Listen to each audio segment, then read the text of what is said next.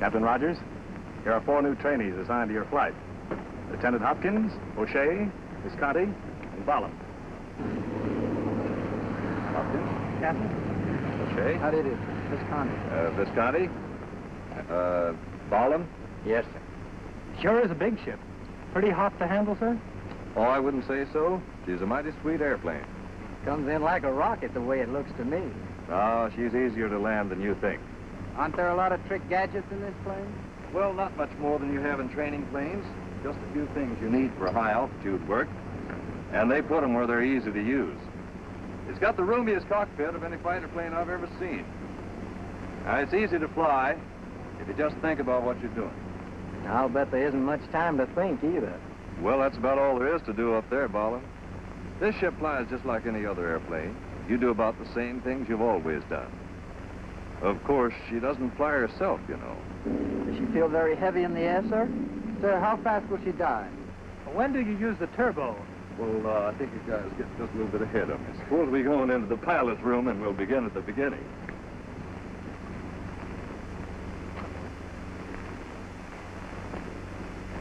Plant yourselves, boys, while I climb out of this stuff.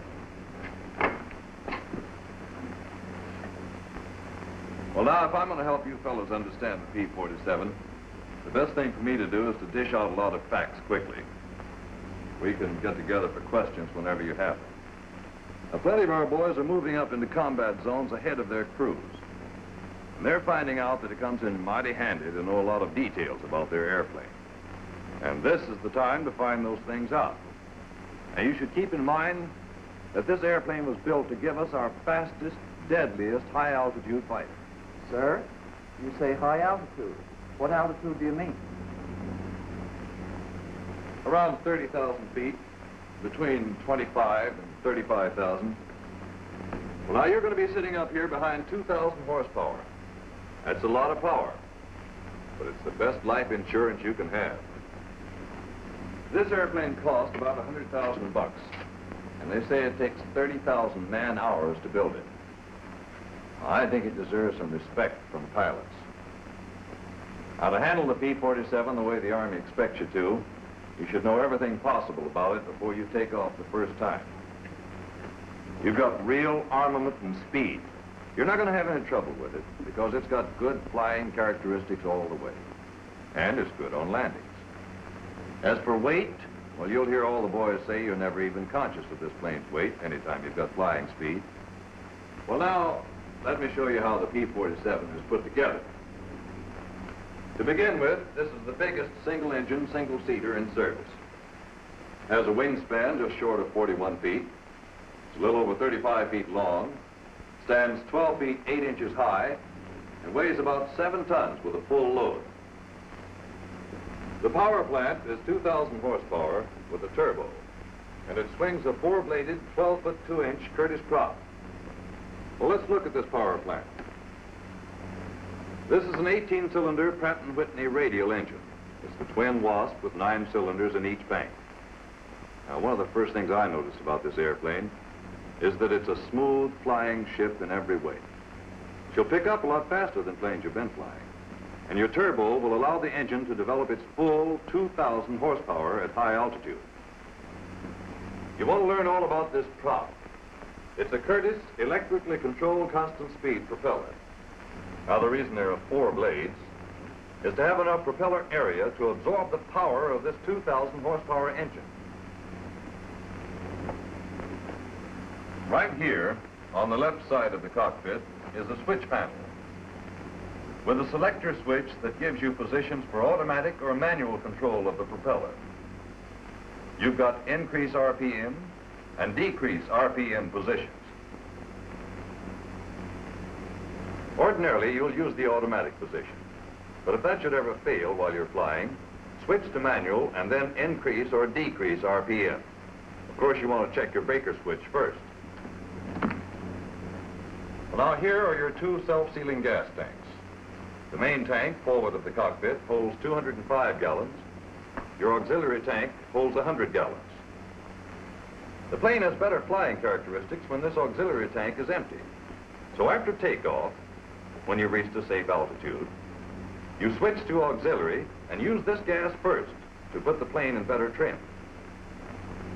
There's a fuel level warning light on your instrument panel to tell you when you're down to 40 gallons in your main tank. Underneath the main and auxiliary tanks are electrically operated booster pumps. They're automatically on when fuel from that tank is being used. If the engine-driven pump fails, you turn your emergency and high-altitude rheostat to increase the speed of the booster pump. Captain, what's the fuel consumption of the engine? Well, that depends on your power and speed.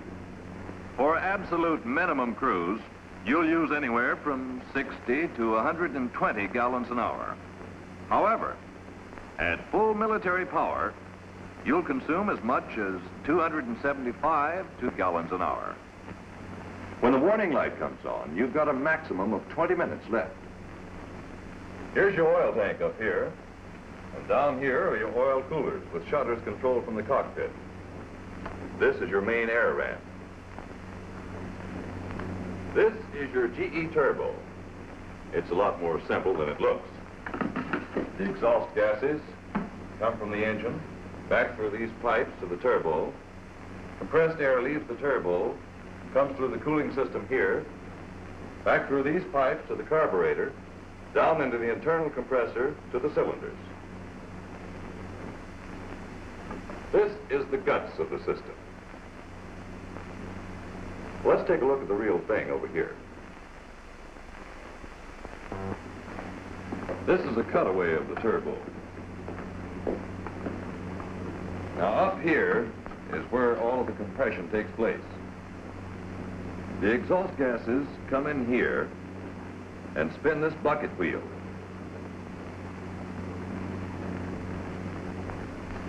The bucket wheel is on the same shaft as the impeller, and it's this impeller that actually compresses the air.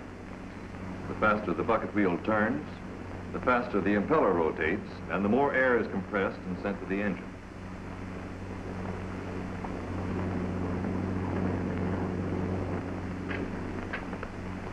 Here, just off the exhaust manifold, are waste gates.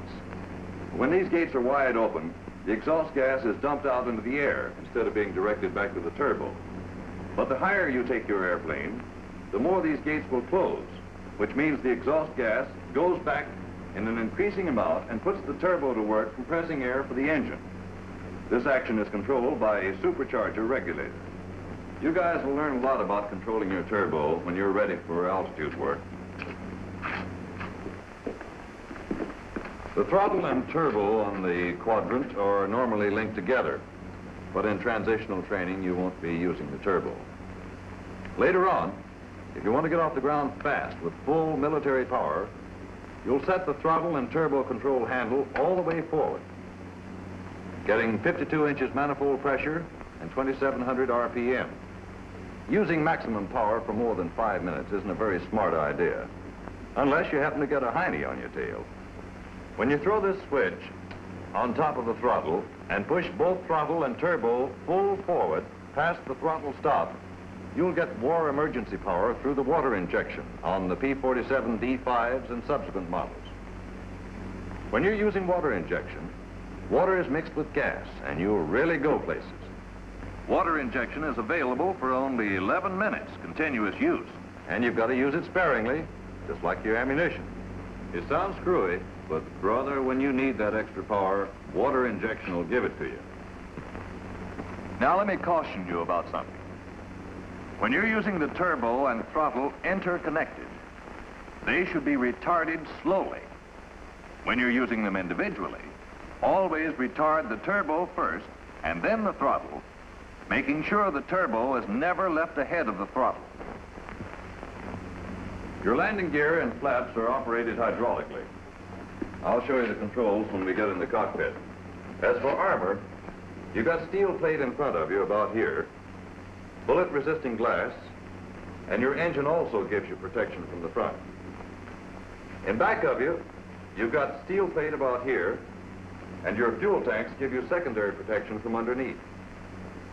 As for firepower, you've got 8 50 caliber machine guns, 4 in each wing, with a maximum loading of 3,400 rounds. There's a trigger on the stick that fires all your guns at once. And let me tell you, they pour out plenty of hot steel.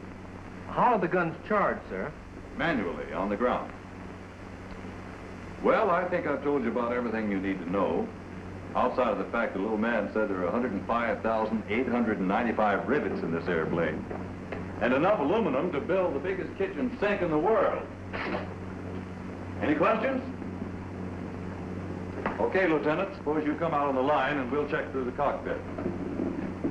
And the rest of you might be looking through the poop sheets. And get some time in that Republic cockpit training.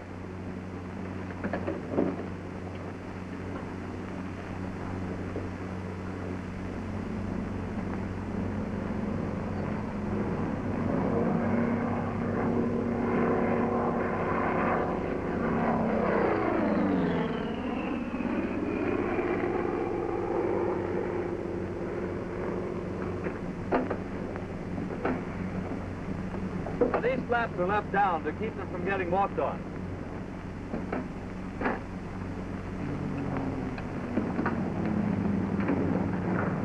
Now, nearly everything in here is familiar to you. But let's look at this cockpit clockwise and see what you've got in the 47 that may be new to you. Now, down here on your left is your fuel selector. You take off on main. On the trim box, you've got your elevator crank here. Now, this knob nearest the rudder is for the rudder, and the one toward the front is the aileron tab control. Also, down on your left, you've got this emergency hydraulic hand pump for use if the engine-driven pump fails. And here, your gun heat control. For your flaps, forward, and the flaps are up. You pull back to lower them. You can stop your flaps in any position by putting the control in neutral. Well, now then, for your landing gear, to raise the gear, you flip this safety lock, press this button, and raise the handle. And be sure to let it go all the way up. To lower the gear, push the handle all the way down.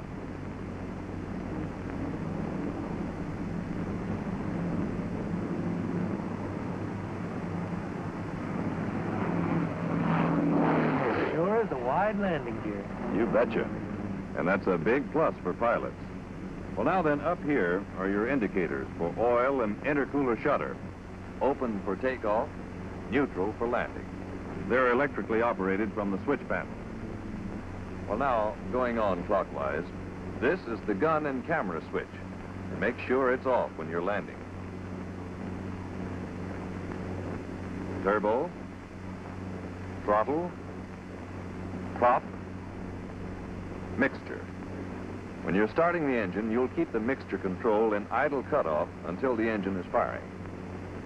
On your switch panel, there's your generator switch, propeller switch, and the rheostat that determines the speed of the booster pumps for your fuel supply. This, of course, stays in starting, except in emergency if the engine-driven pump fails. Here's the landing gear warning light. It's a very important little item. When you push the throttle forward on takeoff, the warning light will come on and will remain on until the wheels have been retracted and they're definitely up and locked, at which time the light will go off. It will remain off until your throttle is almost fully retarded, as in coming in for a landing. The light will then come on and stay on until you have lowered your landing gear and it's fully down and locked. You've got standard instruments on your panel. Flight instruments are in the middle. Your engine operating dials are on the right. Notice that the speed limit on this airplane is redlined at 500. Here's your fuel level warning light. Remember that when it comes on, you've got a maximum of 20 minutes left to find a place to sit this baby down. And this is the light for your turbo, which you don't have to worry about for a while, but which works like this. At turbo speeds around 1500 RPM, this light flickers. That tells you the light is in working order. And then it goes off until your turbo reaches about 18,000 RPM. And then it starts to flicker again. When your turbo gets up to 18,250 RPM, the light comes on steady and stays on steady until you reduce turbo speed below critical. The idea in high-altitude flight is to fly with this light flickering. Of course, you won't have to pay any attention to that until you get into altitude work. Now, the instruments on your panel are pretty much standard. Your criticals are shown in red, and you're okay so long as you're in the green. You've got your checklist, against which you can double-check your limits. Here is your parking brake.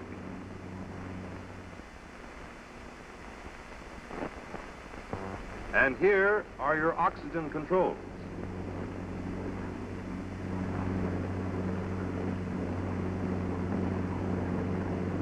Before you start going on altitude missions, the oxygen officer will give you the details on your oxygen equipment. You'll want to know how to check your oxygen equipment carefully, especially for leaks. You've got a blinker to show when you're receiving oxygen with this demand type system. Here's a supply warning light, and there's your supply gauge. When the time comes, you'll get all the facts, so you'll always know how to use your equipment.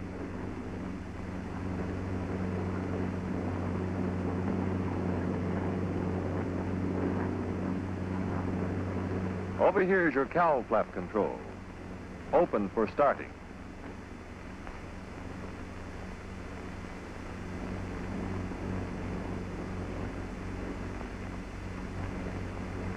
You've got some radio equipment over here. It's simple enough, but you'll get the details from your radio officer. Here's your tail wheel lock. With the handle back, the tail wheel is unlocked for taxiing, pushed all the way forward, and it's locked for takeoff and landing. That's your flap equalizer. To check for equal pressure, notice this rod. It should stick out 3/8 of an inch. You can make this check only when the engine is running. Now then, your canopy will slide forward when you press that release latch. Go ahead, try it. When you get it closed, take your finger and feel right under here for this nubbin. If you can feel it, she's locked all right. This ring. Oh, I see. Emergency exit. Right. If you want to get the canopy open in a hurry, you pull that ring and press the canopy release at the same time. 2 spoilers on the leading edges of the canopy open, and wind pressure forces the canopy back.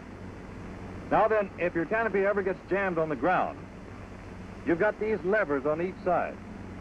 When you push them up, the glass panels fall out. Well, that looks like about everything.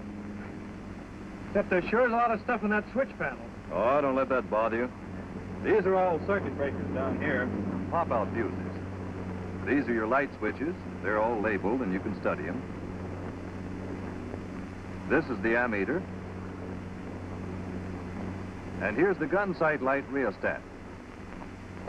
Well, what you've got to do now is give yourself plenty of drill in this cockpit.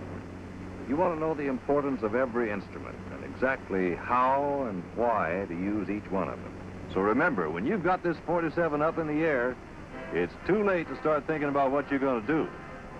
Play around with the cockpit trainer in the pilot's room. It isn't meant to be a substitute for the real thing. It's a training device that'll help you learn the cockpit in your spare time, if any. You're going to know this cockpit blindfolded before you fly the airplane, and time and drilling yourself is the only way you're going to really know it.